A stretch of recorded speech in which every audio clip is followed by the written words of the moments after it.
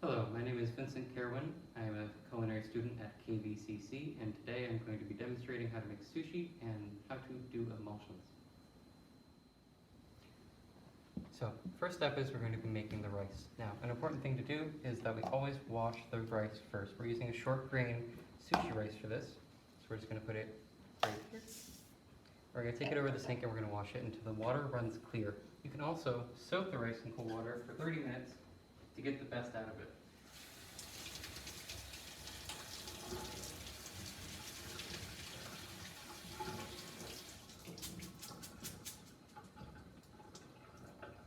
Usually it'll probably take a little bit longer than that, but movie magic. And that's a bit hot, so we're going to turn that down. Now, the standard rule is 1 cup of rice for 2 cups of water. And sometimes that does change a little bit. But that's the baseline that we're going to use today. And you're just going to bring that up to a simmer, put the lid on, and let it cook for a little bit. Now, if you notice that the rice is starting to get dry, you can add small bits of water back to it, but do not just pour a large amount of water all in at once. It will get very mushy, and it will not be what you want. So, let that simmer, and while we let that simmer, we're going to start by brining our salmon. You can see here that I have sliced it into thin slices. When you're working with salmon, you have to be careful because there are often small pin bones inside. Now, you can usually feel these as you're working through it, but I think I've gotten them all. And to brine it, we're just going to take 38 ounces of water. Sorry, there's 38 ounces of water. There you go.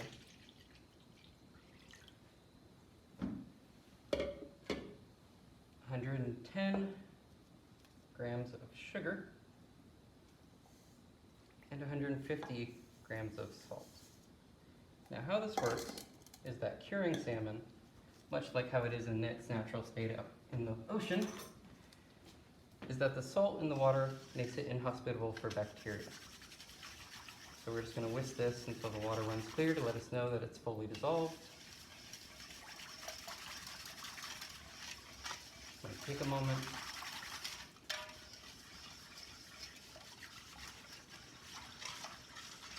But the inhospitable bacteria environment with the salt is what makes fish actually edible raw, whereas things like chicken and beef typically aren't.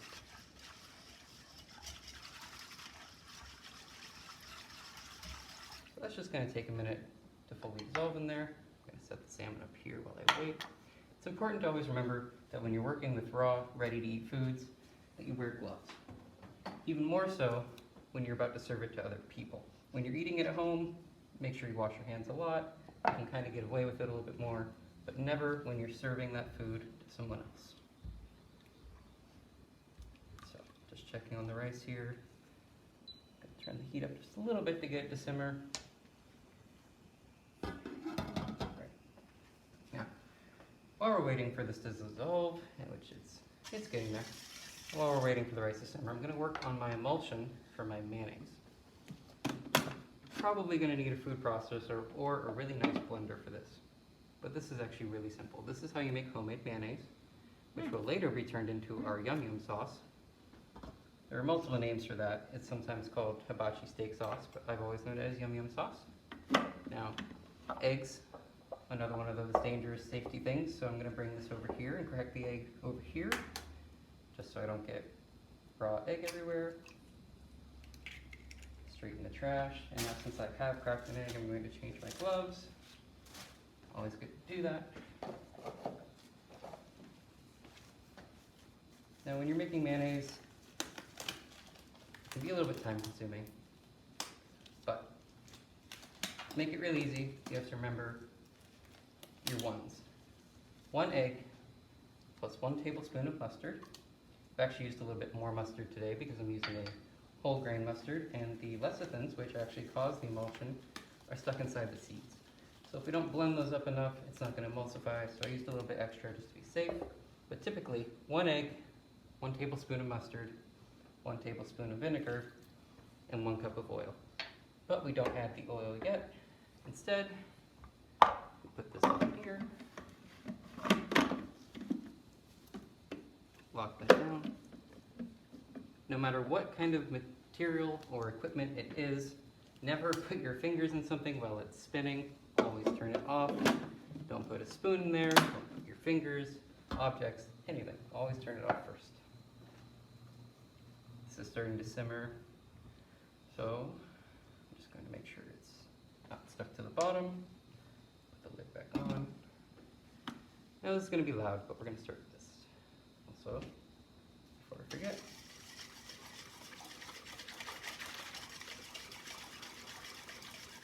this is pretty much all dissolved now, so I'm going to take my salmon right into the brine.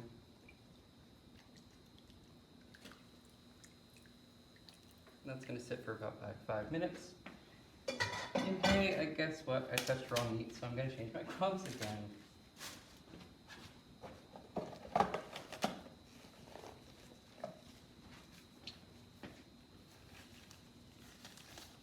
Might seem wasteful sometimes, but it is best to be safe.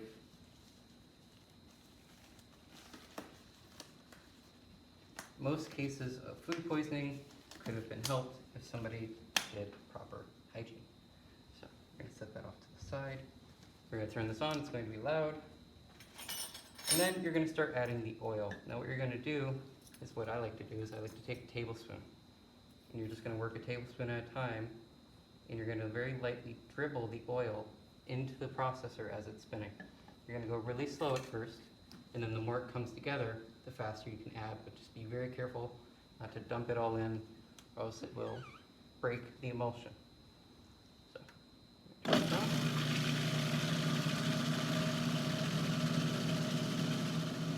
And you're just going to slowly add tablespoons of oil at a time, just little dribbles. So eventually, it'll start to thicken up and it'll come together. Now you're probably going to get halfway through the oil, and it's still probably going to seem really thin. And it's really that last 25% of the oil that makes it get thicker, like an actual mayonnaise. You're just going to keep doing that.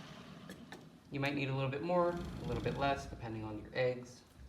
And eventually, it'll thicken up and you'll have something like that. So, this has been brining for a moment. I'm just going to stir this around with this. It's called a spider. It's basically just a giant catcher of things. There we go. Set this somewhere with a towel. Don't want to spread that meat water around. Try to keep your station clean as you go. It's really tempting just to push everything off to the side, but trust me, dishes are much easier when you do them as you go. So after this rice has simmered for a while, you're going to take it off when most of the water is dissolved. And you're going to let the steam kind of finish it off and do the rest. Now, to save us time, bring over this. Now after your rice has settled and it has steamed itself, it should be this pliable, sticky texture, like this. It'll clump together really nicely. Get really stuck on your gloves. You'll probably have to change them again. And you're going to season it with 25 milliliters of rice wine vinegar. And if you use that, you don't need to add any sugar, but if you just use rice vinegar by itself, you will need to add a tablespoon of sugar to it. And mix that together.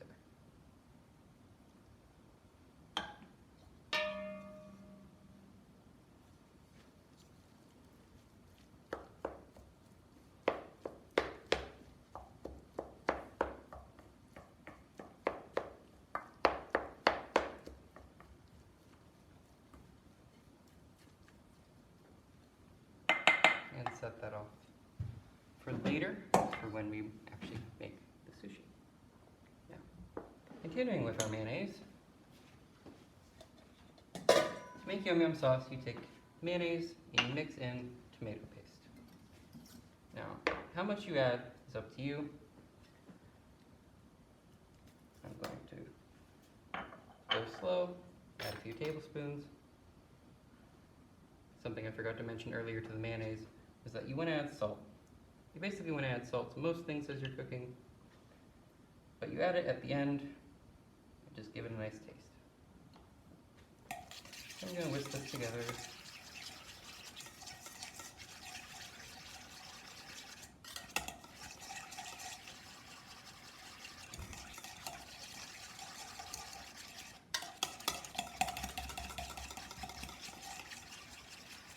It's probably going to be this nice peachy orange color.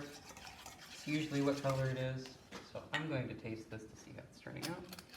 An important thing to remember is that when you're tasting something, especially that you're making for someone else, never reuse the same spoon. Actually, have these spoons upside down. They should be pointed the other way so that I don't accidentally grab the part that you put your mouth on. That's my bad. But what you do is you taste something, and you take the dirty spoon, put it in a separate container, and you get a new spoon each time you need to taste it. This again seems wasteful. Hygiene is important.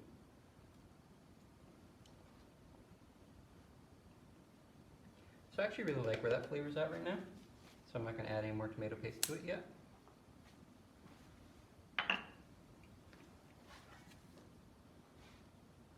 And all these dirty dishes are going to go in this little tub down here that we have hidden because movie magic. Now I'm going to grab the salt and the pepper, gloved hand,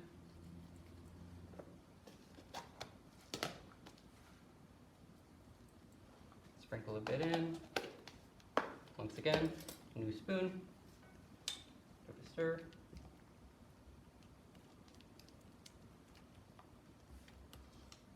Salt's one of those great things where the longer it's in something, the more you can taste it, and the better it incorporates, but you can just also add it at the end. And it'll implement itself very nicely. Taste again. There we go. So I'm going to set that over there too. Now at this point, the salmon should be done. So we're going to take this out. You'll notice that it's gotten a bit redder. Accidentally splash water everywhere. I'm going to have to clean that up with a sanitized towel in a second. Once again, hygiene is important. And just get this out here.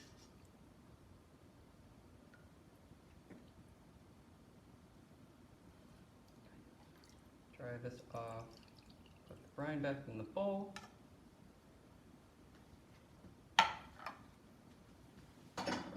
Now before you go dumping all the brine out, first, we're going to take a scoop of it.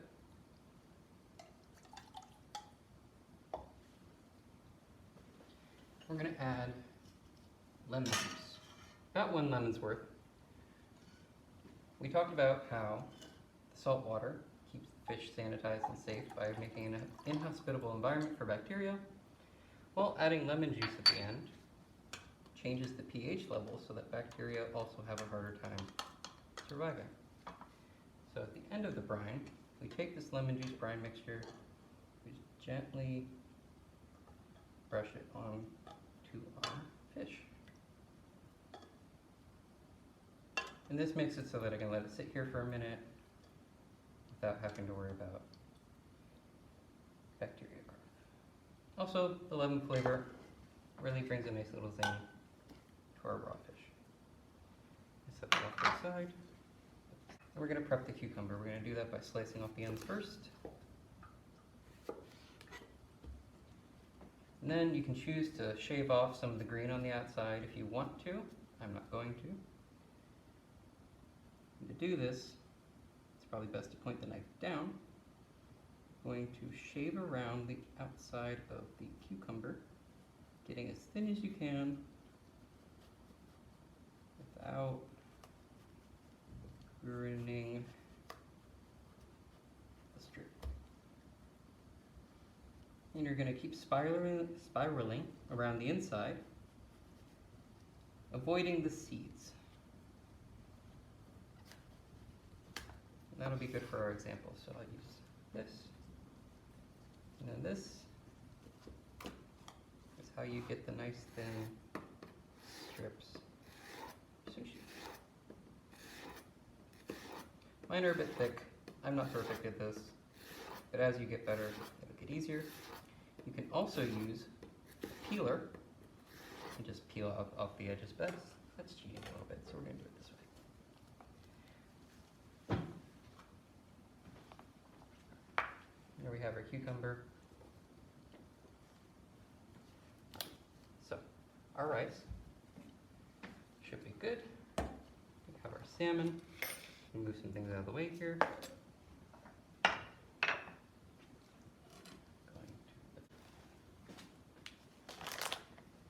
This is a little bamboo sushi rolling mat. They're very helpful. And this is our nori sheets. Dried seaweed. Seaweed is very good for you. Usually you put the shiny side up.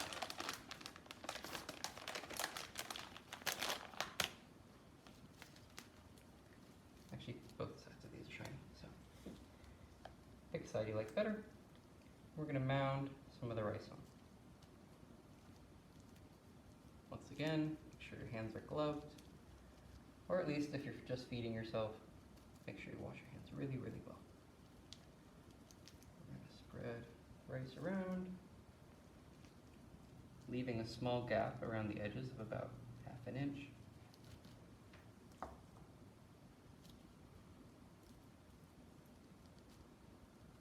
Now this is a very plain sushi with just salmon and cucumber, but it's very traditional.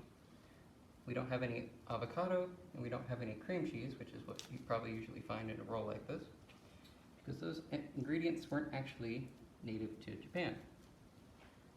And actually, the cream cheese would probably upset a lot of Japanese people, not because of tradition, but because of lactose intolerance, which actually is drastically different depending on the genetic background of the person. People of Asian descent actually have the highest rate of lactose intolerance. So, usually they will save their dairy for snacks or desserts. And next you'll take some of these slices of cucumber. Try to pile around the middle here, preferably on one side. I'll turn this just so it's a little easier to see. Splitting it onto one side here. We're going to take our fish.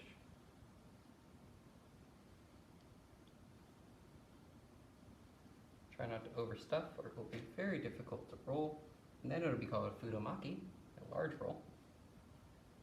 And that's not what we're going for today. So just a nice little. And then you're going to tuck this in as you bring this up. Don't want to push quite hard. Keep rolling. And then once you get halfway through, it's much easier. You can kind of finish it off. And actually, I did overstuff this. It's a bit fat, isn't it? That's okay. Some of the rice is going to leak out here, but I can just brush that off a little bit. I'll brush it off a little bit. It's very sticky. Then you have your roll. Alright, so we now have our sushi roll, and to slice it, we're going to take the slicing knife, as smooth the strokes as we can, slice off pieces. First one's always going to be a bit rough because it has this loose nori. The second one, there we go, much better. And then you can take them and arrange them on your plate. You're going to want a wet cloth to wipe off your knife in between each stroke.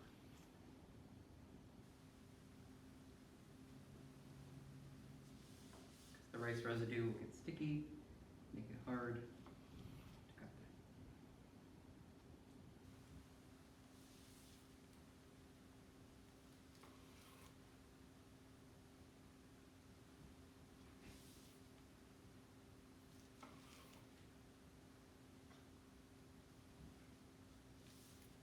Usually we would have some ginger, wasabi, to also plate and serve alongside. But day we made sauce. And we're gonna garnish some salmon, which are these little orange pearls of caviar that you've probably seen served with sushi.